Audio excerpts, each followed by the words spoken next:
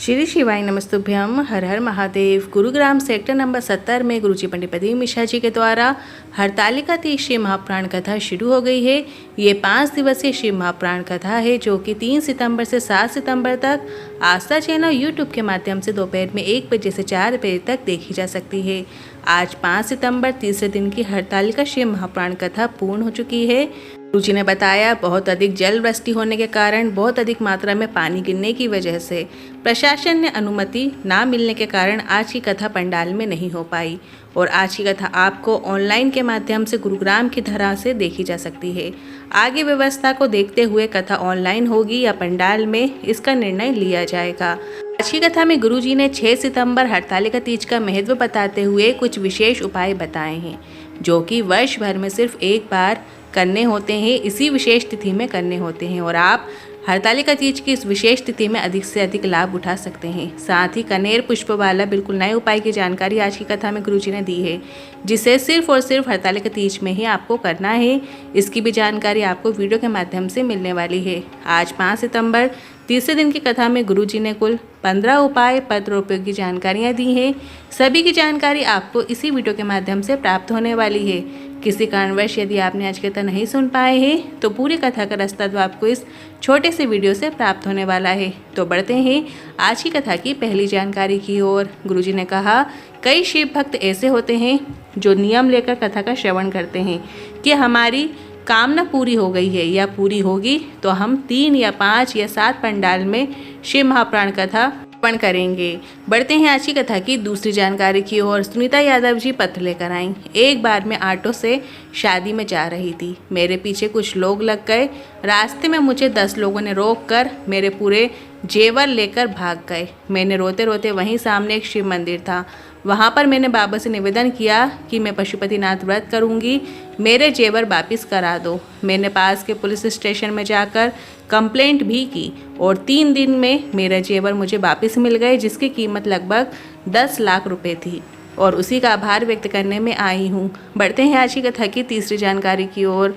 पृथ्वी के तीर्थ में जाने से हमारे पाप नष्ट हो जाते हैं। ने कहा, पृथ्वी के तीर्थ में जाने में हमारे पुण्य प्रबल हो जाते हैं। वेद व्यास जी लिखते हैं, शिव महापुराण कथा एक तीर्थ है और पृथ्वी से सारे तीर्थ में ना जा पाएं, सारे पवित्र नदियों के पास यदि आप ना जा पाएं, सारे सरोवर में यदि आप ना जा पाएं, सारे मंदिर में आप ना जा पाएं, तो शिव महापुराण रूप तीर्थ में जाने पर आपको सभी तीर्थ में जाने का पुण्य फल प्राप्त हो जाता है। बढ़ते हैं आज की कथा की चौथी जानकारी की ओर। माता पार्वती जी ने एक बार महादेव जी से पूछा, ब्रह्मा जी के हाथ में कुछ नहीं है, सब कुछ आपने अपने हाथ में लेकर रखा है। अगर ब्रह्मा जी किसी की मृत्यु लिख देते हैं और वो अगर आपको जल चढ़ा देता है तो उसकी मृत्यु टल जाती है। इस पर महादेव ने कहा, ऐसा नहीं है पार्वती, आप ब्रह्मा जी को भोजन के लिए काशी में बुलाइए और ब्रह्मा जी भोजन के लिए माँ अन्नपूर्णा की धरा में काशी में आ गए। इसके बाद महादेव जी ने कहा, देखिए यहाँ कितने अधिक मात्रा में लोग मरने के बाद आ रहे हैं। तो इस पर ब्रह्मा जी ने कहा, आपने इन्हें काशी क्यों बुलाया, जबकि इनमें से कई ऐसे हैं जिन्होंने बहुत पाप किए हैं और काशी में मरने के बाद व्यक्ति नरक नहीं जाता, सीधे मोक्ष प्राप्त कर लेता है।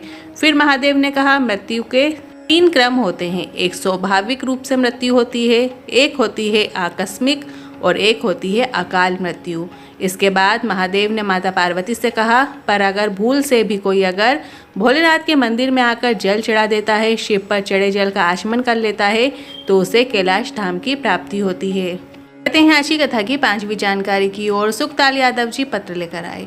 मुझे कैंसर हो गया था जिसके कारण बहुत दुख हुआ। डॉक्टर ने जवाब दे दिया था, मेरे पास इलाज के लिए धन भी नहीं था। मेरी बेटी ने सीहोर वाले महाराज की कथा सुनने को कहा।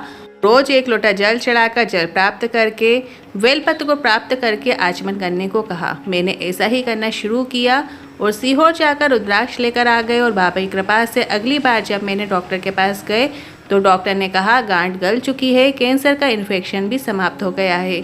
उसी का आभार व्यक्त करने आए हैं। बढ़ते हैं आज की कथा की 6वीं जानकारी की ओर। उषा जी पत्र लेकर आई। मेरे नाती को आंतों के अंदर घाव हो गया, डॉक्टर ने ऑपरेशन की बोल दी। कुछ समझ नहीं आ रहा था क्या करें, लाभ नहीं मिल रहा था। मेरी बेटी ने एक बार आपकी कथा सुनी और शिवलिंग पर चढ़े जल और बेलपत्र को देना शुरू किया। बेलपत्र नहीं खाता तो उसे पीस कर खाने के साथ दे देती। और जो दवाइयाँ 15 साल से चल रही थी, आज मेरा नाती पूरी तरीके से ठीक हो गया है, उसी का आभार व्यक्त करने आए हैं। बढ़ते हैं आज की कथा की 7वीं जानकारी की ओर। आप व्रत नहीं करते कोई बात नहीं, आपको हरतालिका तीज के दिन 5 फुलेरे का दर्शन करना है। मतलब यदि आप व्रत भी नहीं करते या आपके यहाँ पूजा भी नहीं होती है तो आपको क्या करना है, सिर्फ जहाँ जहाँ जिस घर में फुलेरा बनता है या मंदिरों में भी फुलेरा बांधा जाता है, वहाँ पर जाकर आपको सिर्फ हरतालिका तीज के फुलेरा का दर्शन करना है जहाँ ये पूजा होती है। देखते हैं आज की कथा की 8वीं जानकारी की ओर। गुरुजी ने कहा, अपनी मनोकामना के लिए या नौकरी, इंटरव्यू, एग्जाम में सफलता प्राप्ति के लिए 5 वृक्षों की पत्तियां लेकर आपको मनोकामना करते हुए शिवलिंग पर अर्पित कर देना है। ये उपाय आप कल के दिन हरतालिका तीज के दिन शाम के समय प्रदोष काल के समय कर सकते हैं। बढ़ते हैं आज की कथा की 9वीं जानकारी की ओर। जिन्हें हरतालिका तीज का एक और विशेष उपाय की जानकारी देते हुए बताया, यदि आपके विवाह को 20 से 25 साल हो गए हैं, संतान सुख नहीं है, तो जहाँ फुलेरा बनता है वहाँ पर आपको जो कनेर का पुष्प मिले, चाहे वो कनेर का पुष्प लाल कलर का हो, चाहे पीले कलर का हो, चाहे सफ़ेद कलर का हो, कोई भी कनेर का पुष्प आपको मिले तो आप उन मालाओं में जो 5 मालाएं लटकी होती हैं, उसमें जो सबसे नीचे वाला फूल होता है वहाँ पर आपको कनेर का पुष्प लगाते हुए अर्पित करना है। मतलब कि जहाँ फुलेरा बनता है वहाँ पर आपको पहले से ही उन मालाओं में सबसे पहला पुष्प आपको कनेर का लगाना है। इस तरीके से जो पुष्प की मालाएं बनती हैं, सबसे नीचे यदि कनेर का पुष्प लगाकर जो बहन को संतान नहीं है वो इस तरीके से फुलेरा बंधवा देती है तो उसके घर में संतान होना निश्चित है। देखते हैं आज की कथा की 10वीं जानकारी की ओर। हरतालिका तीज साधारण नहीं है। माता के जितने भी स्वरूप हैं, स्वरूप में भोलेनाथ ने हरतालिका तीज के फुलेरे का दर्शन जरूर किए हैं। और आप जहाँ पर भी फुलेरे का दर्शन करने जाएं तो दोनों हाथ के ऊपर उठाकर एक बार जोर से श्री शिवाय नमस्तुभ्यम भी बोल देना है। अगर आपको भजन आते हैं तो वहाँ आप जाकर आप भजन भी कर सकते हैं, उस भजन में शामिल ज़रूर होइए। बढ़ते हैं आज की कथा की 11वीं जानकारी की ओर। 2 चीज़ें होती हैं, नायक और नालायक। नायक दुश्मनों से लड़ता नजर आएगा और नालायक हमें अपने लोगों से लड़ता नजर आएगा। शिव महापुराण कहती है, नायक बनो नालायक नहीं। अपने परिवार के लोगों से नहीं लड़ना चाहिए। सास बहू, पति पत्नी, ननंद भाभी, भाई बहनों को बीच में कभी नहीं लड़ाई करनी चाहिए, क्योंकि प्रेम भाव इन सभी में बना रहे तो काफ़ी अच्छी बात है। प्रेम से परिवार चलता है। बढ़ते हैं आज की कथा की 12वीं जानकारी की ओर। गुरुजी ने बताया, मनुष्य के शरीर में 5 ऐसी जगह होती हैं जहाँ पर तेज होता है। पहला नेत्रों में तेज समाहित होता है। दूसरा नासिका में तेज समाहित होता है। तीसरा वाणी में तेज समाहित होता है और चौथा हथेली में। 5वां थंब में मतलब अंगूठे में। अगर आपने बच्चों को विद्वान बनाना है, प्रबल बनाना है तो घर की स्त्री को हमेशा अपने हाथों से भोजन बनाना चाहिए। घर की स्त्री खाना ना बना पाए तो अपने हाथों से भोजन परोसना ज़रूर चाहिए। बच्चों को दूध सदैव स्वयं देना चाहिए। अगर ये सब कार्य आप नहीं करते और काम वाली से करवाते हैं, काम वाली के तेज आपके परिवार में विद्यमान हो जाता है। बढ़ते हैं आज की कथा की 13वीं जानकारी की ओर। जिसके पेट में बहुत समस्या रहती है, उदर में पाचन की क्रिया सही नहीं होती है, तो आपको लोटे में पानी पीना शुरू कर देना है और आपको गिलास से पानी पीना बंद कर देना है, क्योंकि पहले के ज़माने में लोग लोटे से ही पानी पिया करते थे। बढ़ते हैं आज की कथा की 14वीं जानकारी की ओर। गुरुजी ने कहा, किसी ने प्रश्न किया कि हम गिलास से जल शिवलिंग पर अर्पित कर सकते हैं, तो इस पर गुरुजी ने कहा, लोटे से इसलिए अर्पित करते हैं क्योंकि वो नीचे से पतला, बीच में मोटा और मुख में छोटा होता है। और जब हम इस प्रकार से लोटे से जल शिवलिंग पर अर्पित करते हैं तो हमारी सभी इंद्रियों को एकाग्रित करते हुए जल अर्पित करते हैं और इस प्रकार से हमारे पेट से जुड़ी समस्याओं से हमें मुक्ति प्राप्त होती है। बढ़ते हैं आज की कथा की 15वीं जानकारी की ओर। गुरुजी ने कहा, हमेशा पार्थिव शिवलिंग का निर्माण आपको स्वयं करना चाहिए।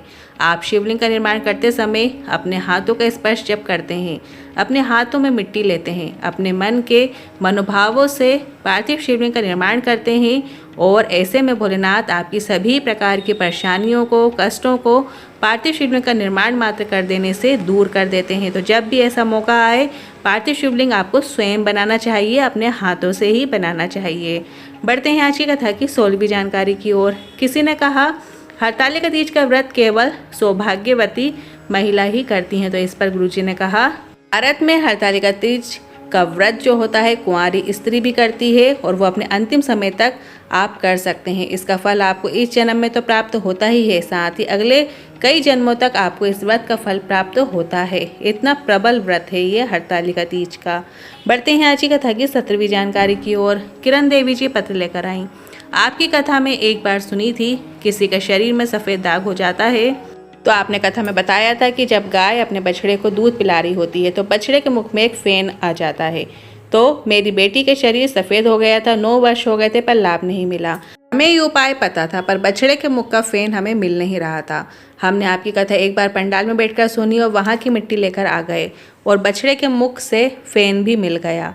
पूर्णिमा में वो उपाय किया और पंडाल में लाई मिट्टी लगाते रहते और 3 माह में मेरी बेटी पूरी तरीके से ठीक हो गई है। उसी का आभार व्यक्त करने आए हैं। बढ़ते हैं आज की कथा की 18वीं जानकारी की ओर। गुरुजी पंडित प्रदीप मिश्रा जी के आगामी कथाओं की जानकारी इस प्रकार है। इस कथा के बाद गुरुजी की जो अगली कथा रहेगी वो 12 सितंबर से 18 सितंबर सीहोर अग्रवाल धर्मशाला में होगी और इसके बाद गुरुजी की जो अगली शिव महापुराण कथा है वो 20 सितंबर से 24 सितंबर कांटा धमतरी छत्तीसगढ़ में रहेगी और इसके बाद गुरुजी की जो अगली शिव महापुराण कथा है वो 26 सितंबर से 2 अक्टूबर नंदगांव नासिक में रहेगी। आज के इन उपायों से जुड़े मन में कोई सवाल या क्वेश्चन है तो आप कमेंट के जरिए पूछ सकते हैं। साथ ही हमने एक व्हाट्सएप चैनल बनाया है जिसकी लिंक हमने कमेंट बॉक्स में पिन कर दी है। आप उस लिंक पर टच करके हमारे व्हाट्सएप चैनल को ज्वाइन कर सकते हैं जिसमें रोजाना की विशेष तिथियों की जानकारी आपको प्राप्त होगी। आज का वीडियो आपको थोड़ा भी उपयोगी लगा हो तो वीडियो को लाइक करके कमेंट बॉक्स में हर हर महादेव जरूर टाइप कीजिएगा। श्री शिवाय नमस्तुभ्यम।